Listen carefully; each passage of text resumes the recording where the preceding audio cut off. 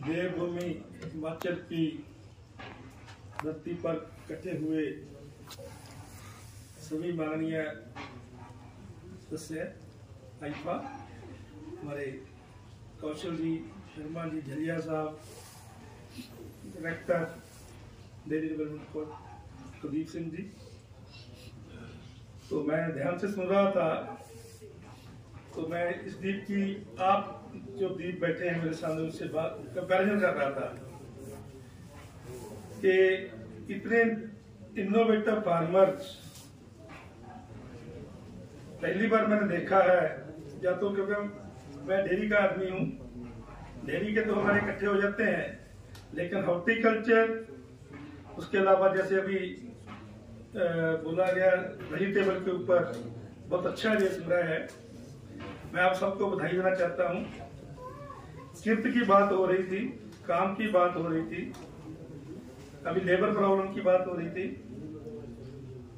तो आज इस भाग्य है कि किर्त का जो कल्चर शुरू करने वाले बाबा नानक देव जी का भी आज बर्थडे है।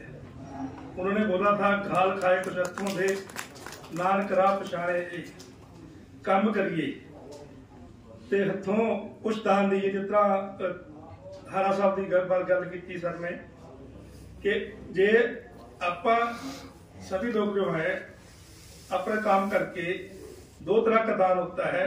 एक किसी को ज्ञान देना, transfer of technology which is missing in country. जो इंटेलिजेंट है, वो बहुत इंटेलिजेंट है, वो आगे ट्रांसफर नहीं कर रहा। डेयरी में खास करके मैं देख रहा हूँ, हमारे पंजाब की बात कर रहा था।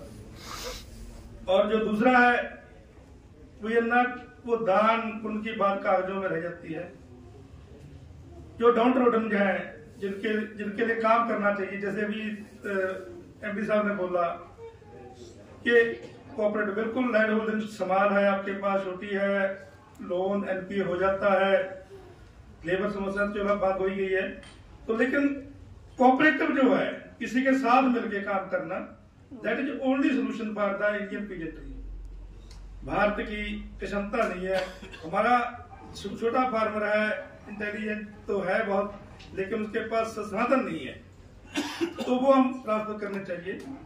जहां तक डेयरी की बात है, मैं आपको बधाई देना चाहता हूं सर। मैं जिस कंपनी में काम कर रहा हूं, we are also transfer animal from Punjab and other state like Jharkhand, Uttarakhand also sir. तो आपकी जर्सी की बहुत डिमांड है सर वहां। मेरे पास जितने लोग आते हैं झारखंड के, वो कहते हैं आपकी जर्सी पंजाब की ले जाइए, पंजाब की तो मैं अच्छा दे दो, जर्सी अब हिमाचल से ला के दो। तो ये आपके लिए गर्व की बात है। इसको प्रोजेक्ट करिए, इसको प्रमोट करिए। इसके बाद हमारे पास सीमन है, आपके पास भी होगा, नहीं तो मेरे से बात करके अपने डेनमार्क के पोर्टल आए हैं, कुछ नहीं बने सर, उसके और बढ़ाए। जर्सी की ब्रीड बन सकते हैं, जैसे फ्रूट के हो ना सर, तो ऐसे जर्सी की ब्रीड बन सकते हो। तो dairy, we are the vegetarian people, meat, मच्छी, अंडा हमारे खुराक का हिस्सा नहीं है, बन गया है कुछ कारणों की वजह से, क्योंकि हम अपने दूध की, हमारे अमृत की, हमारे घी की, हमारे सिस्टम की प्रचार नहीं कर पाए। नई पीढ़ी है जो उसको डराया गया है। वेजिटेरियन फूड के, वेगन फूड के नाम पे आलमंड मिल्क मिल रहा है, पता नहीं क्या क्या मिल्क है, वो बेवरेजेस हैं। उनको मसल बनाने के लिए आलमंड चाहिए, उनको दूध भैंस का या जर्सी का या गाय का नहीं चाहिए। तो कुछ ऐसा षड्यंत्र है जो हमारी मार्केट को डाउन करके बैठा है, उसको भी हमको देखना होगा। लेकिन मैं डेयरी की बात करूं तो दो ही सिस्टम है। एक तो जो नॉन डिस्क्रिप्टिव एनिमल है, जिसकी कोई पहचान नहीं है, वो मिक्स हो गए हैं हमारी गलतियों से। तो हमारे कुछ अवेसलापन था हमारे में, लेकिन अब ब्रीड की जरूरत है। जैसे पहले मेरे डेयरी फार्म भी बोल के गए हैं, बहुत अच्छा बोल रहा अपने हरियाणा वालों ने, खास करके महाराष्ट्र से भाई आया था। तो ब्रीड को इम्प्रूव करना पड़ेगा। हिंदुस्तान में इम्बैलेंस है ब्रीड का। पंजाब के पास जैसे आपने 50 किलो बोला, 50 किलो वाली एचएफ है, हरियाणा के पास 20-22 किलो वाली की मुर्रा है, लेकिन उसको वहां जाना है, महाराष्ट्र को जाना है, आंध्रा में जाना है, तमिलनाडु में जाना है। तो we can, north India already is number 1 in milk production, but अब ब्रीडर बन गया है। इस ब्रीड को इम्प्रूव करने, प्योर टू द ब्रीड।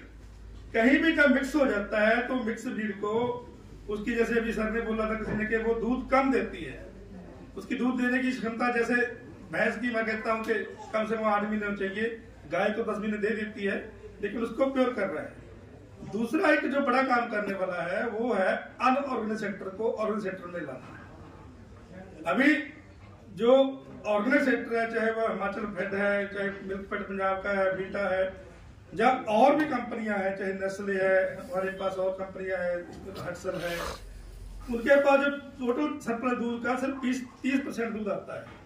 बाकी वही अनसप्लाइड जिसका कोई रिकॉर्ड नहीं है, जिसके पास कोई नंबर नहीं है, फूड सेफ्टी का नंबर है या नहीं है, I don't know that, but उसको ऑर्गेनाइज सेक्टर में लाना पड़ेगा। क्योंकि ऑर्गेनाइज सेक्टर एक ऐसा है जो 1 रुपया हम दूध का देते हैं पीने वाले, उसके 85 पैसे 80 पैसे वो उसके पास जो उत्पादक है उसके पास बचाता है। और ऑर्गेनाइज सेक्टर का ऐसा सेक्टर है जिसमें दूध की गुणवत्ता गांव से लेकर आपकी फार्म टू फॉर्क में कहता हूं, वो गुणवत्ता बनाए रखने के लिए every effort has been done. Cold chain, फिर उसकी जो टेस्टिंग है, फिर उसकी जो transparency milk procurement, then processing, वो सारा कुछ है। लेकिन अभी भी कुछ तो जैसे एमपी साहब ने बोला कि फार्मर बहुत छोटे हैं, उनके पास हमारा कोऑपरेटिव पहुंच नहीं पा रहा। हमारी कोऑपरेटिव की समस्या यह है कि वी आर, वैसे तो India number 1 in milk production है globally, but our milk is produce by masses, not a mass production. Punjab में कुछ हमने तजर्बा किया था, हमारे डॉक्टर साहब बैठे हैं, ये बताएंगे कि पंजाब में तजर्बा किया है कि एक तो जब कमर्शियलाइजेशन और साइंटिफिक डेयरी हो जाती है तो फार्मर को हम फार्मर नहीं समझते, हम फार्मर को मैनेजर बनाते हैं। उसके लिए हमने ट्रेनिंग शुरू की है, मतलब ऐसी ट्रेनिंग दे रहे हैं जिसके वो फार्म मैनेजर कैसे बनना है। आप भी हमारे से जुड़ सकते हो। दूसरी जो है कि जो प्रोडक्ट है, प्रोडक्ट की जैसे इंडियन डेयरी एसोसिएशन का एक कल भी हमने नेशनल मिल्क डे बनाया था, आप देख सकते हो मेरे अपनी खेती यूट्यूब पे, मेरे यूट्यूब पे, उसमें भी ये बात सामने आई है कि हाउ टू इंक्रीज। कॉर्पोरेट क्या करेगा बेचारा, कॉर्पोरेट का दूध बिकता नहीं है, एक दूध दिया है वहां से उठा के वही थोड़ा बहुत इधर उधर करके वो उससे महंगा बेच देता है, लेकिन कंज्यूमर के पास पैसा उतना नहीं पहुंचता, जो प्रोड्यूसर के पास नहीं पहुंचता, जिसके बाद वो पूरा सर्वाइव नहीं कर पाते हमारे कोऑपरेटिव को सर्वाइव करना होगा। क्योंकि इसमें सर एमएसपी नहीं है। कोऑपरेटिव जब है, चाहे वो हरियाणा का है, चाहे हमारा पंजाब का है, इट फिक्स द प्राइस।